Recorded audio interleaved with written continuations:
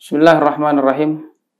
Alhamdulillahi wa kafa wa salatu wassalamu ala habibina al-mustafa wa ala alihi wa ashabihi ahli sidqi wal wafa ba'd.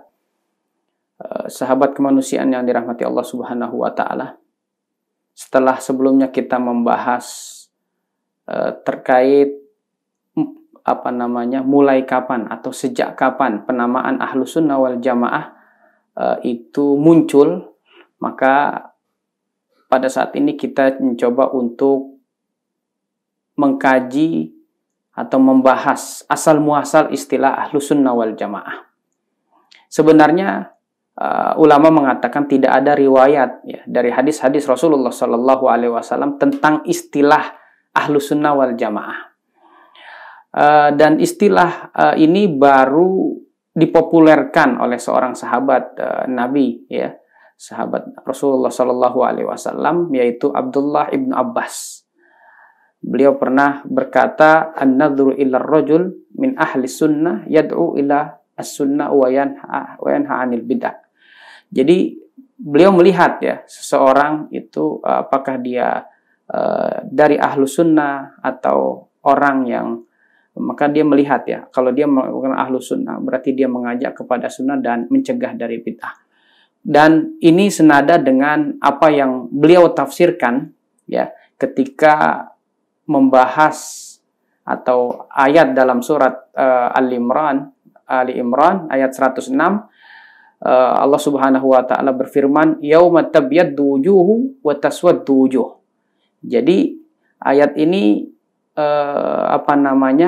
membicarakan tentang bahwa nanti ya ada pada suatu hari ya, pada hari kiamat nanti, yaitu di mana waktu itu ada orang-orang yang bermuka putih berseri, dan pada waktu itu juga ada orang-orang yang wataswaddu wujuh ya, mukanya hitam muram. Dan Ibnu Abbas ya radhiyallahu anhuma, jadi beliau mengomentari terkait tentang ayat tersebut dan beliau berkomentar, tabyaddu wujuhu ahlus sunnah wal jamaah. Jadi yang dimaksud dalam ayat ini orang-orang yang memiliki ya muka yang berputih berseri, mereka adalah Ahlus Sunnah wal Jamaah. Dan watasudu wujuhu ahlul bid'ah.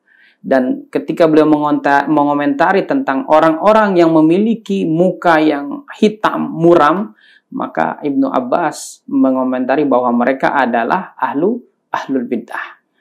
Namun dalam Sahih Muslim yang pernah kita bahas di sebelumnya ya, dari Ibnu Sirin ya, bahwa beliau menyebutkan nama Ahlus Sunnah lebih spesifik yang ketika membahas tentang bagaimana pada zaman dahulu mereka tidak pernah menanyakan ya, ketika mereka mendapatkan sebuah hadis, tidak pernah menanyakan tentang jalur periwayatannya, namun ketika terjadi fitnah ya, maka baru mulai diseleksi ya, dari mana jalur periwayatan hadis ini dan seterusnya. Maka ketika mereka mendapatkan bahwa jalur ini adalah dari Ahlus Sunnah, maka mereka mengambil. Oleh karenanya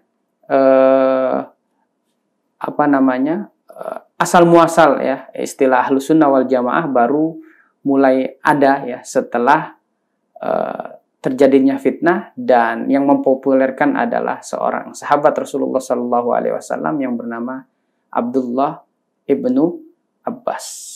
Jazakumullah khair wa barakallahu fikum. Wassalamualaikum warahmatullahi wabarakatuh.